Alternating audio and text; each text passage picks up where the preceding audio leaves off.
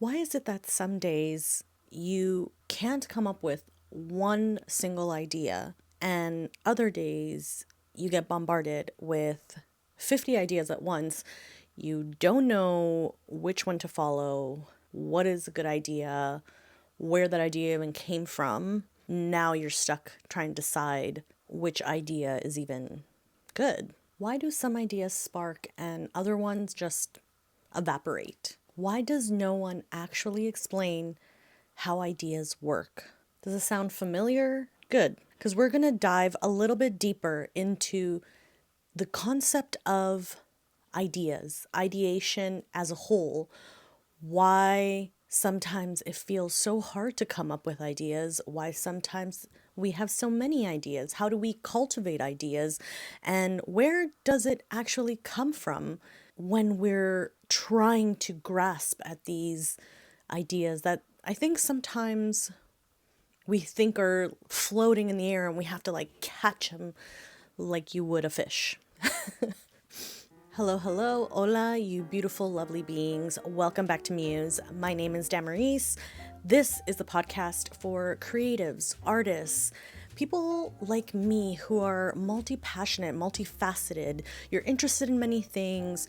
You're wanting to find a community of people that talk about the struggles of being a creative, the things that sometimes are hard to talk about if other people don't really understand what that looks like. And for those of you that are also wanting to become a creative or artist, you're wanting to get back into your creativity and expressing yourself in this way. And I think if those are the things that you're looking for, then this is the podcast for you, because those are the things that I talk about. Those are the things that I'm extremely passionate about, and I like to share and want to share my experiences, but also just having these conversations, I think, brings to light that sometimes as creatives, especially creatives who have multiple interests, tend to think that we're alone or that we're like in our head thinking about these things and struggling to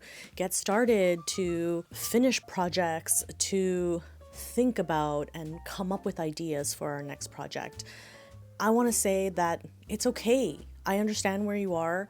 I've been there many times, sometimes even in recent days, like it's more about how can we learn to move forward and be able to have these conversations with each other. So again, if this is what you're looking for, then this podcast is for you. I'm so glad you're here. Let's get into today's topic about ideas and how they actually work. Where do they come from? And how do we follow ideas into creation? Because there are just kind of steps that lead us into a direct path from idea to creating or putting that idea into a project, into life. I haven't heard a lot of people talk about this topic as a whole. I think probably because it is quite broad. So I'm going to do my best to bring different aspects of this topic, a different perspective in thinking about ideas. And hopefully what you're going to get out of this is a way to create a system for yourself that helps you cultivate, sustain, and create from your ideas. Because that's what we actually want to be doing as creatives, as artists, as multi-passionate beings, is to use tools and things at hand to make the things that we want, to express ourselves the way that is clear and authentic to us. So everyone talks about creativity. I mean, even I do. This is something that I'm, again, like I said, passionate about. So creativity is very much something that revolves around my thinking, my life, my lifestyle, how I carry myself as a whole. And less people actually talk about ideas because we correlate creativity with having ideas. But in reality, every project, post, video, body of work starts with a spark. But most people don't actually trust their own ideation system and actually come to think that they're not creative people, when in reality, this is why I've said this before too, I believe that everyone is creative because creativity comes from ideas. And anytime that you have an idea, you can be in a meeting, you can be typing an email, you can be at the gym. When ideas or sparks coming to your mind, that is you being creative. That is you thinking outside the box or thinking about things from a different angle. And then it comes to you as an idea. What about this thing? Maybe I can do this. So if everyone can come up with ideas, everyone is creative. Now, I want to clarify, this isn't about forcing inspiration. This is about coming to understand how ideas form and show up so that you can meet those ideas where they are and be able to take them either to the next level, store them, or put them with another idea you might have to create something. So this is going to sound super technical, but we're going to get into the mechanics of ideas. But bear with me. We're going step by step. Let's start at the very beginning. What is an idea? An idea is a connection between pieces of information that weren't connected before. Our human brains are wired for pattern recognition, for looking for things that connect together and bring new connections. Our brains literally do this all the time, every second of the day. We are making connections. And through that, ideas come up. Having novelty and relevance equal a spark. Meaning behind something is what makes it click and makes you want to follow that spark down wherever it takes you. So these are kind of the pieces of what makes an idea, what it actually is. But how do they form? I think this is an area where a lot of people talk about ideas, because in order to form ideas, you need information to your brain. How do you do that? There are 3 ways that ideas come to fruition. First, which a lot of people talk about, is inputs, inputting information, whether that's through books, the environment, conversations, videos, lectures, literally anything you can understand and grasp that information is a way for you to start to form ideas or have information to pull from to create ideas. 2, you need attention. Where your focus goes, energy flows. I think this was a Tony Robbins quote. But basically, where you are focusing your attention is where your energy is going into to cultivate something, whether that's ideas, whether that's understanding, knowledge, etc. Number 3, you need space. Your resting mind, which I spoke about this in the Jazz of Thinking episode, when you are resting, when your mind can chill, like you're out on a walk, you're taking a shower, you're going for a drive, you might realize that those are the times that ideas pop into your head because your mind is relaxed. You're not inputting any information and your attention isn't necessarily drawing out to something specific. So that allows space for connections, for your resting brain to kind of be hovering around this information and the inputs that you have put in. So there are these 2 modes you might fall in more frequently. As someone who is a creative or wanting to get back to your creativity, you might be struggling in either one of these modes. The first one is overload. You might be having too many sparks, too many ideas. Everything seems interesting. Everything seems like a priority to follow. And now you're overwhelmed because you're bombarded with 50 ideas and you don't know which one to follow first. You don't know what makes an idea a good one. You're stagnant because you're overwhelmed. There's too many choices, too many interests, you can't move forward. So that's one mode.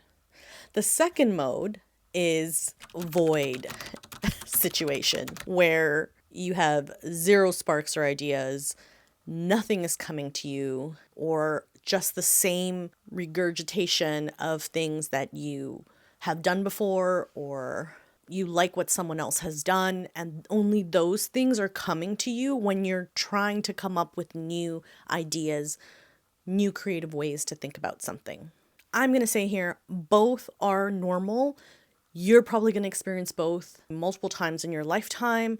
It is part of the process of creation, being a creative and having multiple interests, but it doesn't mean that you're ultimately stuck.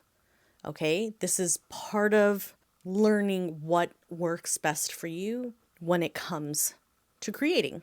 So I want to break down how ideas actually show up for me so that you can understand, maybe for yourself, the process of where and how your ideas flow through you, through your brain. So for me, it starts with curiosity.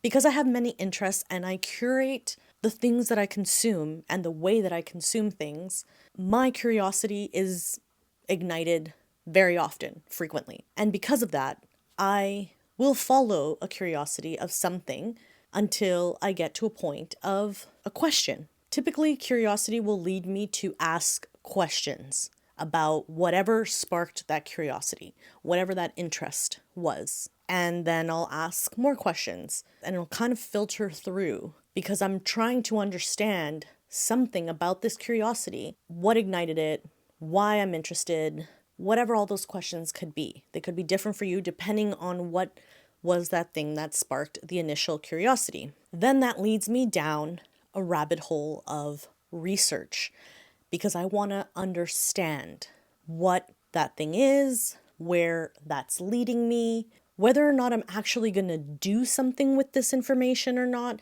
hasn't even crossed my mind at this point. Right now, I'm just enjoying the knowledge that I'm gaining, the excitement, the novelty of this new thing that I maybe didn't really know much about, or I knew enough for it to make me curious, and follow that to a point where now I'm doing research, either on this topic or just things about it, until I get to a point that it brings me to an idea. Sometimes it just ends with the information, and I'm like, wow, that's so cool. I learned this thing.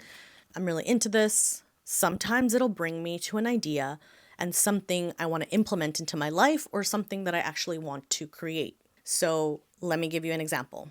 Earlier this week, I was watching a TikTok of a neuroscientist. Her name is Dr. Rachel Barr. She's amazing. I love the things that she talks about. She's funny, she's very intelligent, and I love neuroscience. This video was about how to have and increase your vocabulary. She was explaining the ways that she has done that for herself, reads a lot of Greek mythology, reads a lot of poetry, and she was kind of making these suggestions. Anyways, I'll link the TikTok so that you can watch it because it's really interesting. I love vocabulary and language in general. That's another interest of mine. So I'm tapping into many things that I'm really interested in just with this video. So I'm already interested in the information that she is sharing.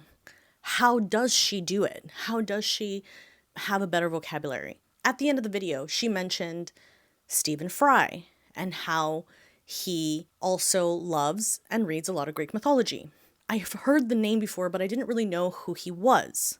But she was kind of implying him and his name as someone who is also quite intelligent and very well versed in using vocabulary very easily. So what did I do? My curiosity was like, who is this person? I want to know more about him since she referenced him as someone that she looks up to that has really good vocabulary, if we're staying on this topic. So I'm like, cool, let me look up Stephen Fry. He's an English actor, writer, comedian as well, and started looking into him, watching his videos, interviews. He's written books about Greek mythology. He talks a lot about it. And yeah, just a really interesting person overall. Already, I'm following this idea, these questions down the rabbit hole to a point where I'm researching, asking more questions. I get to a point where I'm like, okay, I'm interested in wanting to know more people that I could potentially follow or learn from that are very intelligent, that have different ways of communicating their knowledge of their world that would spark my interest, that could help me with advancing my vocabulary even further, and that would help me in gaining more knowledge in those subjects and ultimately becoming a more intelligent person, because I do seek to be more intelligent, have more knowledge. So I asked ChatGPT, and I was very specific about the things that I wanted to find.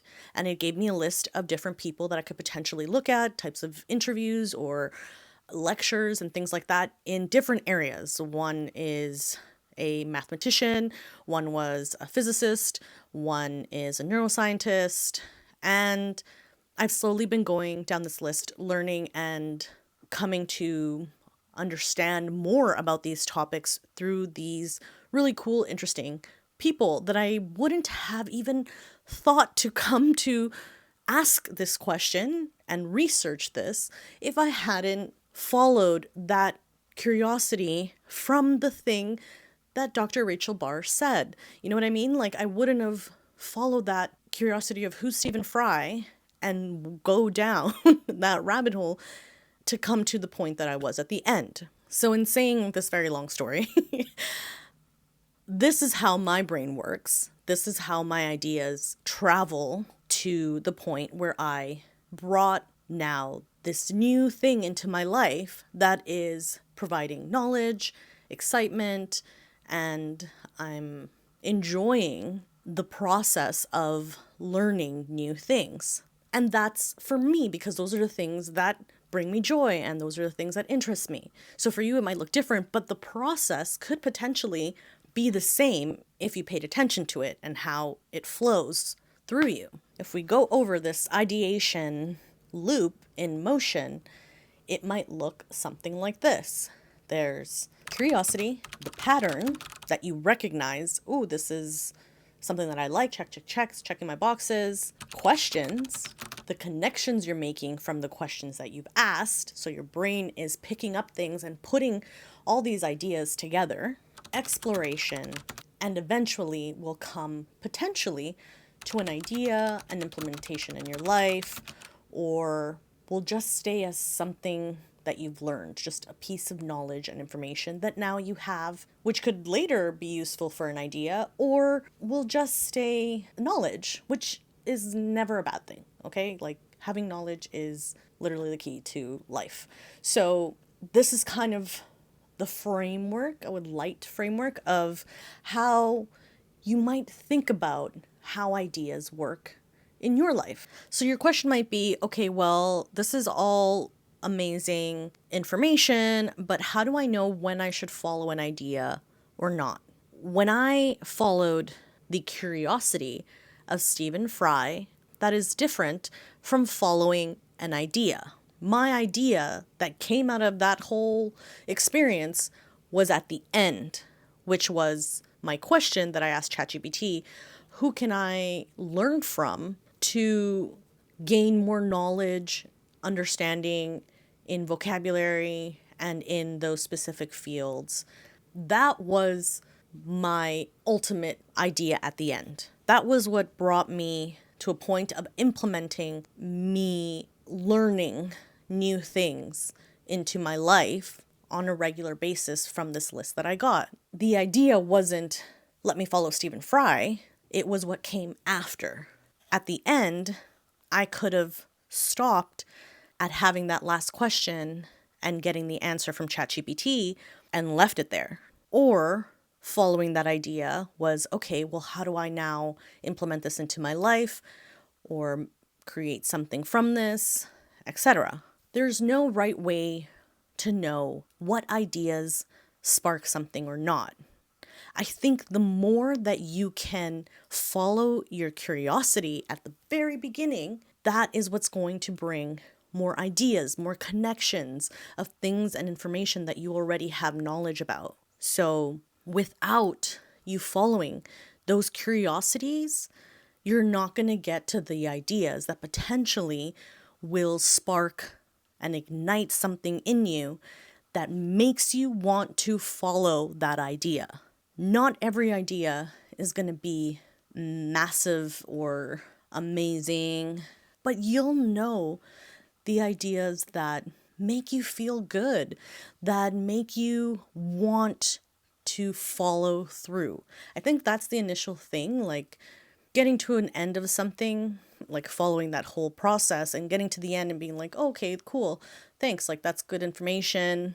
That was interesting. I'm glad I went down and like learned this stuff. I could have left it at that. And maybe inside my gut or whatever, I was like, that's cool. Not really interested in implementing that right now. Totally fine. That means that it's maybe not the right time to follow that idea, but it's there, right? But what it did for me was I want to learn more. I want this to be something that I come back to and continue to expand my mind about. So I need to be able to put that into a way that I can learn on a regular basis. That's how I know that I'm following that idea. Does that make sense? Hopefully. But it doesn't always come out that way. It doesn't always end with me taking action, which is normal. That's fine. Not everything is going to make you take action. It's just those ones that really spark something in that moment that makes you want to do it in that moment. To me, follow that. If in that moment, when you get to the end of that whole process and you're like, this is cool, like I'm really into this, follow that. That's when you want to follow it, in that moment. Because once you get to that point and if you don't take action, that next step, you're not going to follow it later. It's harder to come back to that idea the next day. But if you're decisive about it and you're really intentional about it, then you can, of course. You'll know in your gut, like, this is the thing, I'm really interested. Like, I really want to follow this idea somewhere, wherever it goes. That's what you want. That's what you want every time. And it'll get you further into where that idea is going. That was a very long explanation. Hopefully that made sense. So how do we create the conditions, the right environment for you to have more ideas? Because ultimately, that's what we want. First of all, your inputs are and should be maximum priority. If you're someone that's wanting to come up with more ideas, to have ideas in your pocket anytime that you reach for it, your inputs have to be solid. You need to be curating content and things, information, knowledge that you're inputting into your brain that will spark the curiosity that you're looking for in order to get to those ideas. So, reading outside of your genre, watching creators outside of your bubble, or being more specific about what you like to watch. Listening to interviews, lectures, or debates, things that challenge a little bit more what your thinking is, what you thought that you believed or thought about something, or is affirming the thing that you believe or thought. You really want to have pretty broad perspective on the topics and interests that you have. You want to be able to look at things and have even a little bit of information from all sides of whatever interests you.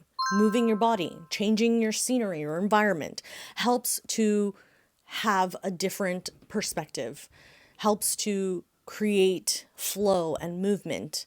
When I redid my office area here, it created more openness, first of all, in my room, but also created a space that I didn't really have before to be more creative, to think of things more openly. It opened the space up even more for me and my ideas. Asking better questions. Okay, this is huge. Asking questions is so vital to understanding yourself, others, the world around you. Being able to ask your friends or people that you meet really good questions about their life or about things that they're interested in, and learning, going a little bit deeper into things that are meaningful for others and for yourself, really give you a broader perspective on the answers that you get back. I learned this pretty young, I would say. I don't think I was super conscious of it, but I learned to ask questions. When you're a kid, you're like, why, not just the why, but why and maybe getting even more specific. Why does this specific thing impact you in this way? What does this area of your life cause you to feel about this area of your life? What has your perspective brought that you didn't have before? Like asking really intentional, interesting questions will get you a much more interesting answer that will get your gears moving. It's like the thing you don't realize is will actually make you think about things in a different way because you're getting a different response than you maybe would have gotten if you just asked a generic question.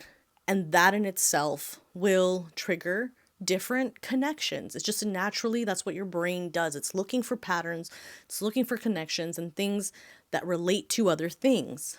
The more that you do this, the more you're going to see it happen when you're having these conversations. And it's really cool, actually. Yeah, ask questions. Some good questions to ask yourself to go a little bit deeper, or when you're following a curiosity, though. Let's go through that before we move on, because that is also super vital. Asking what's missing here? Why does this interest me? What does this remind me of? What do I want to learn from this? Are some good questions to kind of go a little bit deeper and continue to pick into asking more questions to then get to that bottom idea. Capture would be the next step, which is to capture what it is that you're thinking, what it is that you're processing until you get to the idea. So I did this in my story. I did this with ChatGPT. I took all the information, my whole experience in watching Dr. Rachel Barr, her video, Stephen Fry, and I went down the whole thing and expressed and explained that to ChatGPT, and then explained what I wanted it to show me and asked my question. You want to be able to do this in some way for yourself, whether it's through notes, like writing it down on your phone, on your computer, creating a Notion page specifically for this that you can come back to is really important.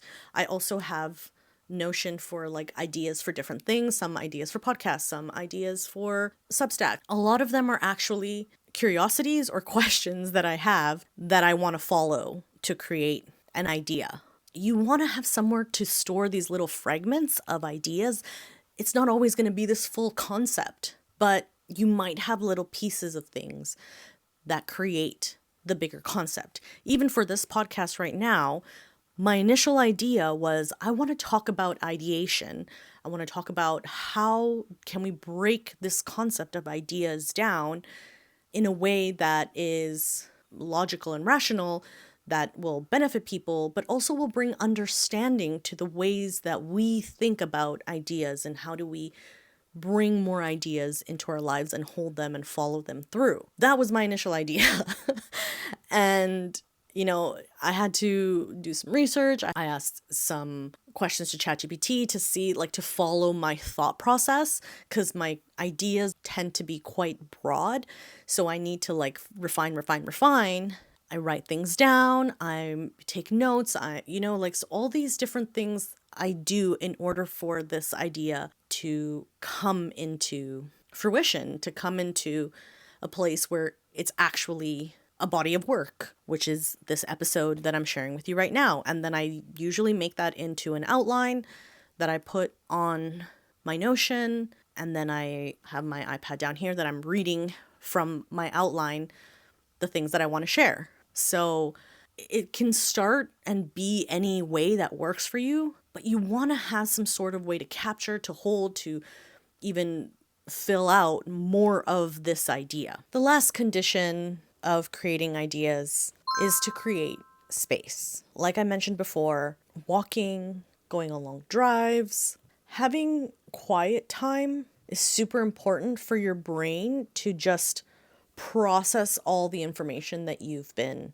absorbing all day long, 24/7, right? You want to give it time and the capacity to process and acknowledge the things that you have input into it, which will then help new ideas resurface. And especially on walks and things like that, that I have noticed, more ideas tend to come up, or I'm thinking about something and I can kind of follow this idea through, which is really cool because you're looking at nature, you're looking around, you're actually creating space and moving the body for energy and thoughts to flow. So that's super vital, and I think you should definitely make time for.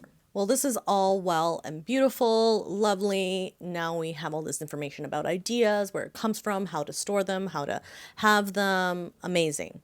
But how can you take your idea into action, into creation mode? First of all, not every idea needs to go into that, but you can always test out ideas with small projects, with small outputs, like writing a piece of an idea that you had for Substack, but you don't put it out yet. You just put it together and see what you think, refine it. You can create a video, super short, and see how people receive it before you start a podcast. You can always start very small and see how you feel about it before you really put out the full idea or concept. I think giving the idea space to let it also teach you where it wants to go and giving that freedom to see what it expands to is really important too. We don't always want to put it in this box and try to make it so rigid and it has to be like this. Sometimes the idea can expand, can evolve, and can change with how you expose it, how you put it out. So that's also something to be mindful of. I think the most important is being able to give yourself permission to start an idea, to begin, to actually take action into your idea, which is typically the hardest part. But thankfully for you, I did talk about that in my last episode, how to actually start, and I give some tips on how you can begin if that's what you struggle with. But taking your idea into action is very important. Trying things out and putting things out there is an amazing way to understand more about yourself, your authenticity and self-expression, and also how you want to be sharing your work. Maybe social media is not the way you want to do that. Maybe you want to do it through storytelling on YouTube. Maybe you want to do it through writing. Maybe you just want to be doing it with your voice, like in a podcast. There's so many ways that you can express and share your art and your work and express yourself in general, that I think the most important thing is actually doing it, getting out there, getting those ideas out there, because that's how you'll learn more about yourself and what good ideas actually are for you. Ultimately, ideas are like breadcrumbs. They leave a little trail. The more that you notice ideas and how they're coming into your mind and following them, the more that they're going to show up. That's the amazing part. Not because you're so gifted and now I have so many ideas, but because you're listening, you're paying attention to them. So you're able to get more ideas, to make more connections, and create more, because that's what we want to be doing, creating. I want to thank you so much for sticking to the end of this episode. I hope that this has brought a little bit more clarity and more understanding for yourself about how you think about ideas and where your own ideas come from. Because it's good to know that. It's good to understand that about ourselves.